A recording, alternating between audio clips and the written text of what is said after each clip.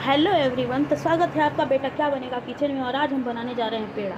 जी हाँ, ये पेड़ा सावन में अक्सर आपको बैजनाथ धाम पर या फिर शंकर भगवान का जहाँ भी मंदिर है वहाँ देखने को मिल जाता है और काफ़ी पॉपुलर है। सावन में इसे काफ़ी लोग खाते हैं खरीद कर सुधा डायरी से या फिर वहाँ जहाँ मिलता है। जिसके लिए हमने लिया है खोआ।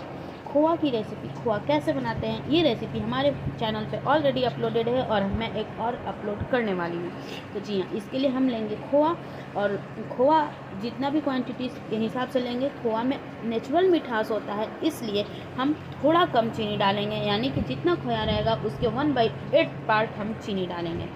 और उसे हम तब तक कुक करेंगे जब तक कि हमारे खोआ में पेड़ा वाला कलर नहीं आ जाता है और वो पूरे तरीके से घी को छोड़ने नहीं लगता है। तो खोआ में जो है वो काफ़ी ज़्यादा घी होता है और उसमें शुगर डालने के बाद ही उसमें वो कलर आता है जो पेड़ा का कलर होता है। लेकिन हमें चीनी जो है वो ऐसे स्टेज पर डालना है जिस स्टेज में हमारा खोया जो है चिपचिपा नहीं रहे। तो चीनी डालने के स्टेज पर डिपेंड करता है कि हमारा पेड़ा जो बनेगा वो चिपचिपा रहेगा या फिर सूखा सूखा रहेगा, ड्राइनेस रहेगा उसमें।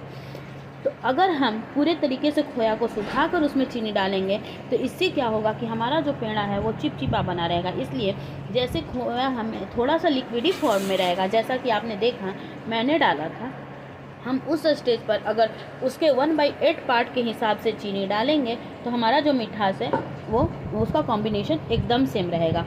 और इसे हम तब तक कुक करेंगे जब तक कि घी ना छोड़ दे और कलर ना आ जाए।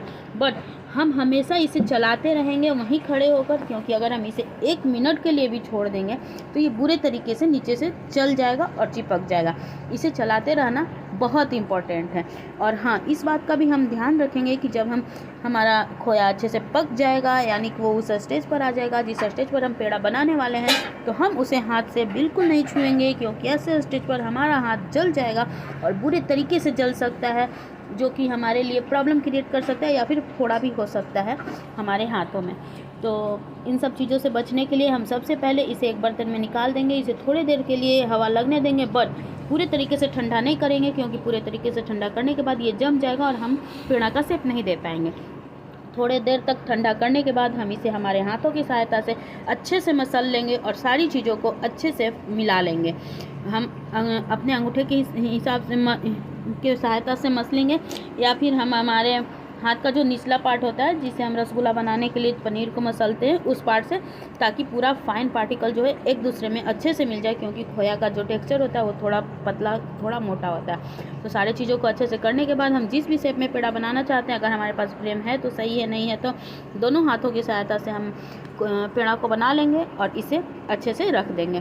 थोड़ी देर हवा लगने के बाद ये अपने आप ड्राई हो जाएगा, सूख जाएगा और ये खाने में बिल्कुल वैसा ही लगेगा जैसा कि हम बोलबम जाते हैं तो पेड़ा खरीद कर लाते हैं और खाते हैं। मतलब कि आपको बाजार और घर वाले पेड़ा में थोड़ा भी अंतर नहीं देखने को मिलेगा। तो आप भी अपने घर में हमारे तरीके से पेड़ा ज़रूर बनाएं और कमेंट सेक्शन में आकर बताएं कि आपका पेड़ा कैसा बना था और आपको खाने में ये कैसा लगा। Bye bye.